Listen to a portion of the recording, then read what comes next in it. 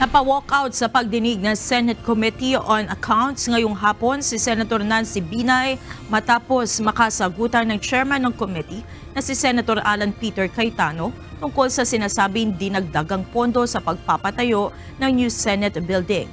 Iginiit ni Binay na dating chairperson ng komite 21 billion pesos ang halaga ng proyekto, ngunit nauna nang sinabi ni Cayetano at Senate President Chis Escudero na umabot na ito sa 23 billion pesos.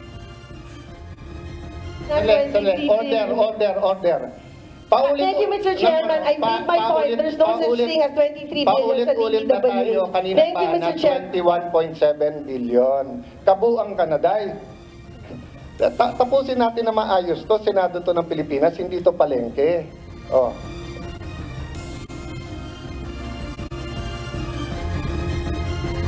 Una nang iniutos sa Senate President Escudero ang pag-review sa proyekto at pansamantalang ipatigil ang construction dahil lumagpas na ng 20 billion pesos ang nagagastos dito.